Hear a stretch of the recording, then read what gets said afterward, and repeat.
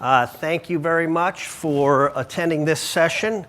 I am Joel Daly, CEO of Hosting, and we're going to make this interactive because I like when I speak, wave my hands.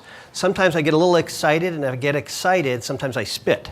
So I apologize if I spit on you. I'm going to try not to do that, okay? But feel free, please, to ask any questions. Yes, there is some little knowledge about the company that I'm going to provide for you, but the majority of the stuff really is going to be best practices, some knowledge sharing. So I encourage questions and feel free to butt in.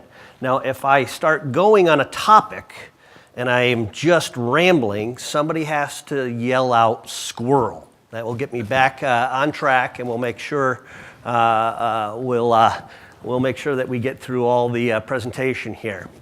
So I'm going to give a brief introduction, going to talk about managing risks, the best practices, and then I get to provide some of the future trends of what we're seeing with not only our customer base, but what's happening out in the market.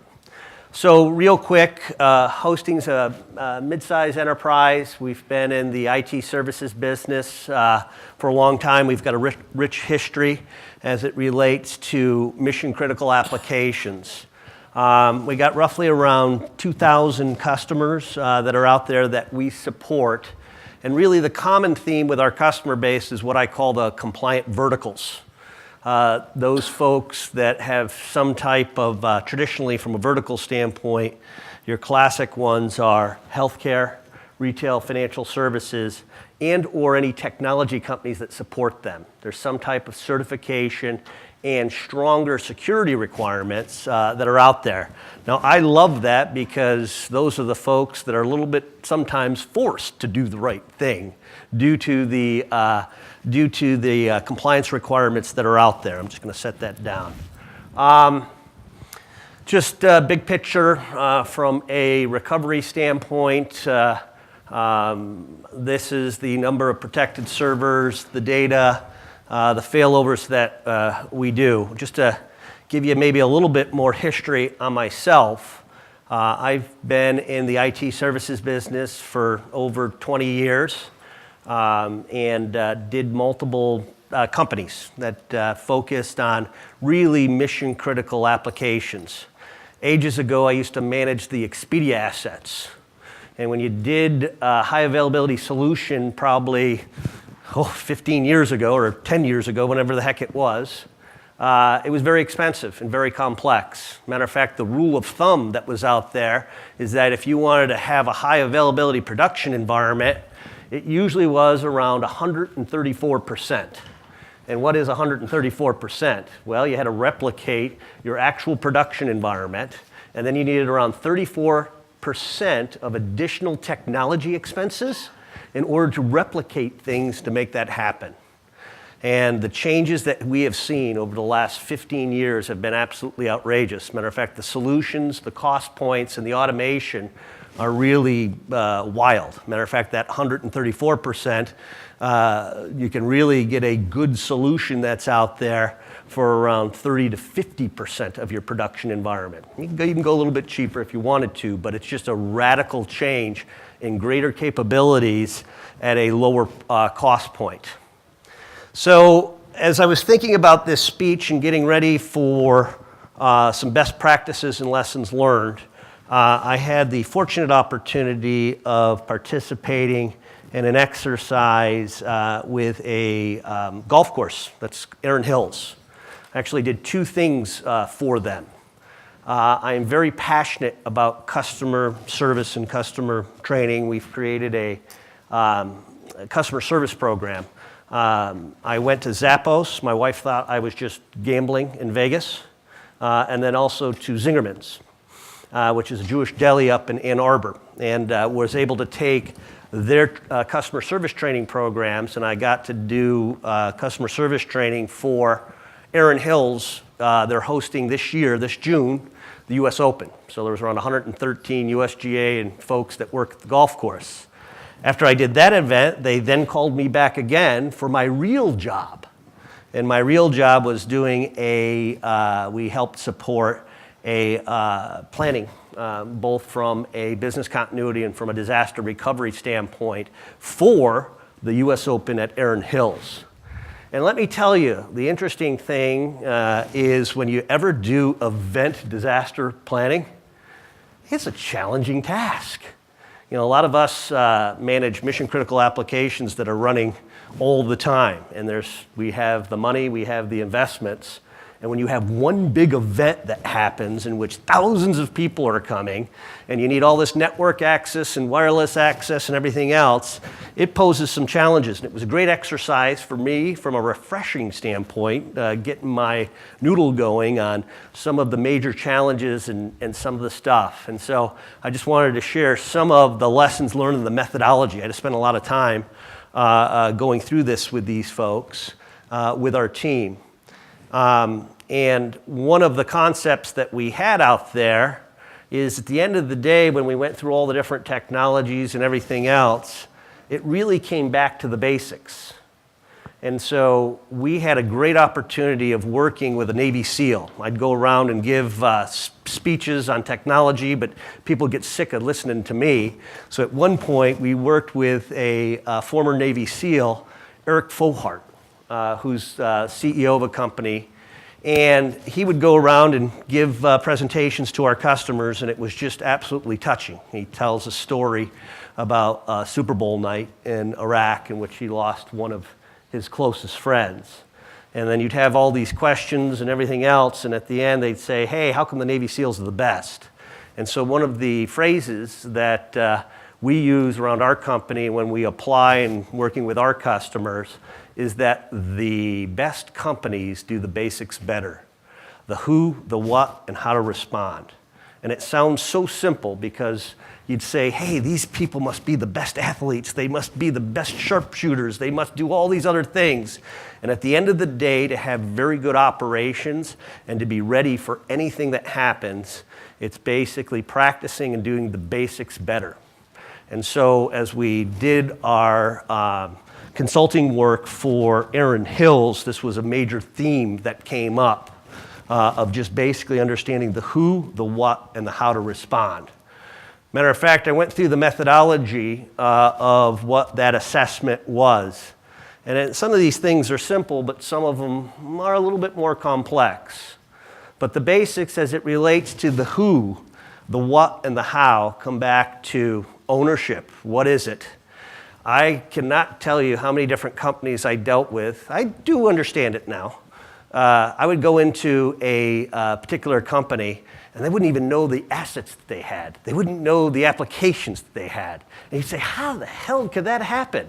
Well, you get turnover, you get acquisitions. A lot of companies do acquisitions. And so really having an understanding of what it is, where it is, and who owns it, and how important it is very, very critical. Then there's design considerations that come in with any assessment as it relates to availability, capacity, security, and recovery. Now, the trickiest part of doing an event DR planning scenario is just that surge capacity. It's like our customers during the holiday seasons that really need those peak things.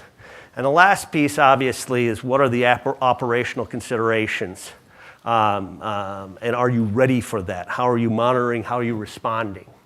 And so it was a good exercise for me to go through that event planning piece as I started to think about best practices to share with the folks here today. And at the end of the day, what it really comes down to is, hey, how are you managing risk? You know, because we went through a whole bunch of different scenarios. But really what you have to understand is what is the likelihood of something happening and how much do you want to invest to protect from that bad thing happening or making sure that you have enough capacity or if you're protected and all that other stuff. So what it really does is it comes down to managing the risk. Now the neat thing about having a service provider company is it's got a whole bunch of data. I get to learn from our customers and then kind of share it back. And we use it for product development purposes, we use it for training purposes and all that.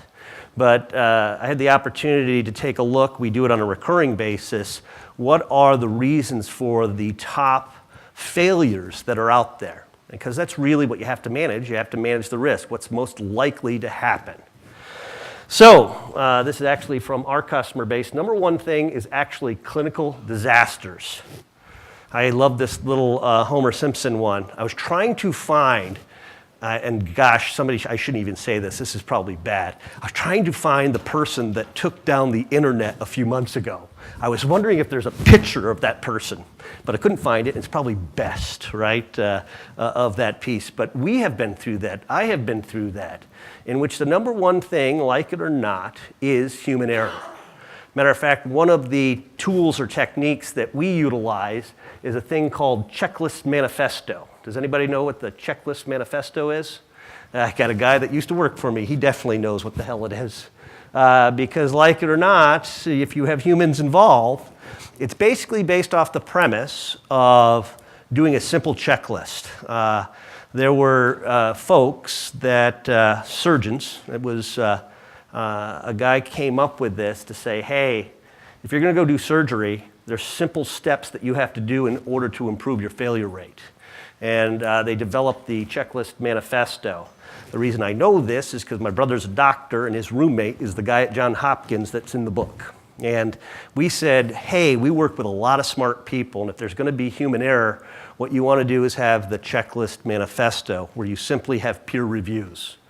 I had some of the best storage engineers in the world that caused some problems, and it drove me crazy, and we implemented this practice, and it's a very simple thing. Matter of fact, it could be as simple as a 3-step process in which you tell somebody what you're going to do, they check your work, and then you go and execute it. You can take it one step further, especially like on the network configuration side, we actually send code around, which another person reviews, and then it's submitted and automatically updated. That is the whole concept behind a checklist manifesto, and you don't have to go crazy. We're still not perfect, but it's probably one of the best methodologies and techniques that we've implemented to take care of the largest type of disaster that's out there, or the largest problem that causes application downtime, which is human error, okay? The next one that's out there are application failures. I always love this chart.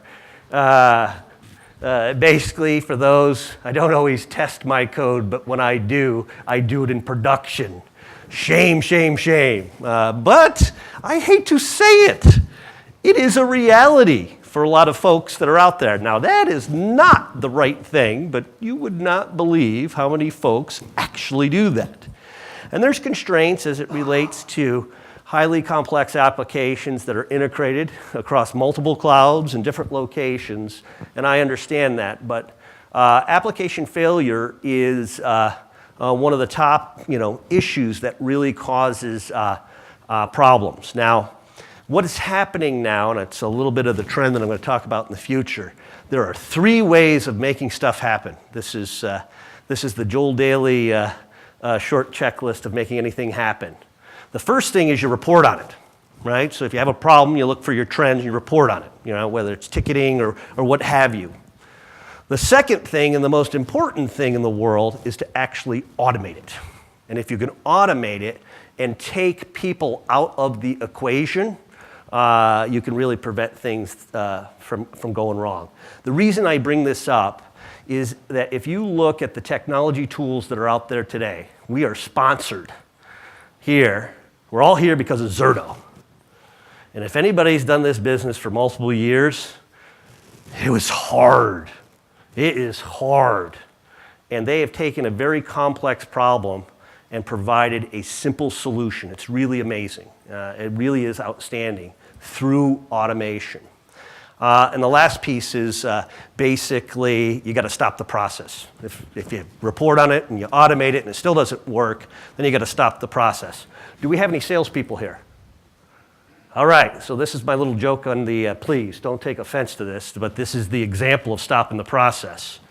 I've run multiple companies and I've had to report on it, automate it, or stop the process. I had a problem once with people not filling out the CRM. It's a pain in the ass to fill out a CRM. And so I'd get there and I'd report on the bad people that weren't filling it out and I'd go yell at them. Then I said, hey, that's poor leadership. I need to basically go back and try to automate, take out the extra data that's required, figure out better workflows, and I've implemented them all. And still at the end of the day, the stuff still wasn't getting filled out. So my last technique of solving that problem is stopping the process. I wouldn't pay commissions. Then all of a sudden, bloop, everything went into there. So those are 3 techniques, but the really important aspect to that story is leveraging automation. And one of the big themes that you're going to see out there is that if you install and or test it prior to going live, that is the best thing in the world. And I'll get back to that as I start talking a little bit about continuous delivery.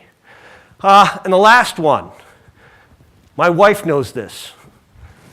If I get anxiety sometimes, people ask me, I run a company and we have mission critical applications, and what are you nervous about? What can't you control? Anxiety is out there because you can't control everything. What is happening on the security side? It's never going away, right? If you look at the latest thing that happened, does everybody know when this originally happened? When the NSA or the CIA stuff was posted on Wiki, am I saying that right? WikiLeaks, they basically exposed publicly all of the tools and techniques. Well, that happened, 3 months prior to this last one. There's around 146 different things that are out there that they can still take advantage of. So somebody's working on the next set of attacks from the information that's released. And like it or not, this is the one that's just constant, and is always changing, and you always have to have your strategy for it. And this actually causes issues as it relates to application downtime. So, with that, I gave you a little story about working on the Erin Hills disaster recovery consulting engagement. The other one I wanted to provide, just a quick snippet, is one of our largest customers is a healthcare IT provider. And basically their situation, they were trying to do some stuff themselves. They were trying to utilize partners in order to accomplish, and they had a compliant requirement to make sure they had a working solution as it related to their disaster recovery solution. It did not work. Matter of fact, it did not work for around 10 years. And that absolutely blows me away, but that's the realities of life. That's why I can't really show their logo up here, because they'd yell at me saying, who the hell had a company that their disaster recovery that they were paying for, did not work for around a 10-year period. And we were able to come in with the Zerto solution and understanding their requirements. And I don't have to talk about Zerto. I think we all know the beauty, the ease, the simplicity that it brings to the table. The most amazing thing really is the automation as it relates to not only the service from a recurring standpoint, but also the migration. That level of automation that's out there, this particular customer did not believe, and I heard it earlier today, somebody called it magic. There was another provider that was talking about a customer, same exact scenario of basically getting in there and providing a solution that really works. So some of the best practices, I'll go back to the best do the basics better. Not only can you leverage technologies like Zerto that's out there, but you have to have the operational discipline, both from an application standpoint and from an operational perspective. And so you always got to be conscious of doing the basics better. The other big thing that's out there, and you've heard this theme, is that you have to make automation a goal. It's got to be part of your DNA. And the interesting thing that's happening is all this DevOps movement. Now, DevOps is a buzzword, and it's basically the concept of integrating both development and operations, having a cross-functional team, and having the folks really think about from beginning to end what's required not only to build but also support an application that's out there. And the beauty of it and the things that I've learned more and more is I've had a whole boatload of problems that I've had to deal with over 20 years. And the majority of the time is either it was installed improperly or something was wrong up front. And if you can figure out ways of automating either people or automating the setup of that process, it's absolutely amazing. So, what are some of the future trends that are out there? One of the neatest things I do is I watch, what is that, does anybody watch, is it on Discovery or the History Channel? It's the Going to Mars mission. I watch that with my son. I forget what channel it's on, but it's, you know, and when you hear about it, it's not only a neat goal, but the real big goal is your probability of humans living forever by having physically being in 2 geographically dispersed locations go through the roof on our ability to exist forever. So when I think about the public cloud and the things that are happening, public cloud is our mission to Mars. I've had to deal with a whole bunch of mission critical applications that were in one site. And that's just, it's real tough to do. You could do all your investments in one data center and network redundancy and hardware and all that other jazz. It's just with like clinical disasters, you can't always protect that. So the utopia that's out there really is to have your application geographically dispersed. Now, we are a provider. We provide public cloud, we provide private cloud. We also offer our services on both AWS and on Azure. And the beauty of the public cloud, the hyperscale cloud, specifically AWS and Azure, is that infrastructure is now software. Infrastructure, is now code. And so if you have infrastructure as code, there's a lot of neat things that you can do. And one of the neatest things is to actually have multiple versions of your production environment. I can do that with our private cloud, but it's a lot of work. In order to set up an application and really test it thoroughly, it's great to have actual workloads on it. And the beauty of like working with either AWS or Azure is the fact that you can have multiple applications. As a matter of fact, I asked our guys and gals, how many production environments can I have up on AWS? And they said it's unlimited. Well, you can't really deal and operate appropriately. But the number of versions that you can have is outrageous. And if you think about that going forward, not only can you have multiple production environments, you can also have multiple production environments across 2 geographically dispersed locations. And that really is the utopia of having 100% availability, because at the end of the day, that's what counts, but you need to be able to do it cost effectively. If everybody's not familiar with the blue-green environments, it's also a really neat thing in which you can, since infrastructure's code, you could say, while I am testing, there is a new change in code. I'm going to actually spin up a green environment, which is a testing environment. I'm going to then say, if there's so many changes that take place over the course of time, I'm actually going to go talk to the load balancer and shift production load over to that test environment. And then eventually what happens is that the green environment becomes your actual production. You start the process all over again. That's just, and I know I'm kind of a dork here, but that's some really neat stuff, because at the end of the day, you're going to get better availability and you're going to get better code out there faster.